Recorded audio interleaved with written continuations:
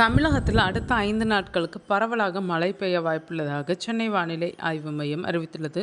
இதுகுறித்து வெளியிடப்பட்ட செய்திக்குறிப்பில், தமிழக கடலோர பகுதிகளில் கீழ்மட்ட வளிமண்டலத்தில் ஒரு பலவீனமான காற்றழுத்த தாழ்வு பாதை நிலவுகிறது. இதன் காரணமாக அடுத்த சில நாட்களுக்கு தமிழகத்தில் மழை பெய்ய வாய்ப்புள்ளதாக தெரிவிக்கப்பட்டுள்ளது. ஏற்கனவே சென்னையில் கடந்த சில நாட்களாக மாலை நேரங்களில் மழை பெய்து வரும் நிலையில் இன்னும் மழை நீடிக்கும் என தெரிவிக்கப்பட்டுள்ளது. அந்த வகையில் ஆகஸ்ட் 22 மேற்கு தொடர்ச்சி மலை மாவட்டங்கள், சென்னை, செங்கல்பட்டு, திருவள்ளூர், காஞ்சிபுரம் மற்றும் ராணிப்பேட்டை மாவட்டங்களில் ஓரிரு இடங்களில் இடி மின்னல் மற்றும் பலத்த காற்றுடன் மணிக்கு 40 முதல் 50 கிலோமீட்டர் வேகத்தில் கூடிய மிதமான மழை பெய்யக்கூடும். ஏனைய தமிழகத்தில் ஓரிரு இடங்களிலும், புதுவை மற்றும் காரைக்கால் பகுதிகளிலும் இடி மின்னலுடன் கூடிய லேசான மழை பெய்யக்கூடும்.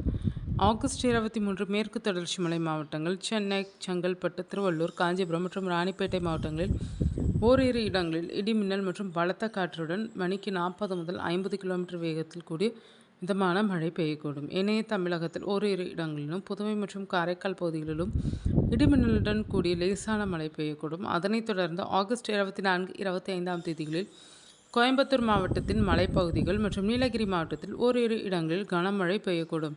இதர மேற்கு தொடர்ச்சி மலை மாவட்டங்கள், சென்னை, செங்கல்பட்டு, திருவள்ளூர், காஞ்சிபுரம் மற்றும் ராணிப்பேட்டை மாவட்டங்களில் ஓரிரு இடங்களில் மிதமான மழை பெய்யக்கூடும். ஏனைய தமிழகத்தில் ஓரிரு இடங்களிலும், புதுவை மற்றும் காரைக்கால் பகுதிகளிலும் லேசான மழை பெய்யக்கூடும். ஆகஸ்ட் 26, 27ஆம் தேதிக்கு மேற்கு தொடர்ச்சி மலை மாவட்டங்களில் ஓரிரு இடங்களில் மிதமான மழை பெய்யக்கூடும். ஏனைய தமிழகத்தில் ஓரிரு இடங்களிலும், புதுவை மற்றும் காரைக்கால் பகுதிகளிலும் லேசான மழை பெய்யக்கூடும்.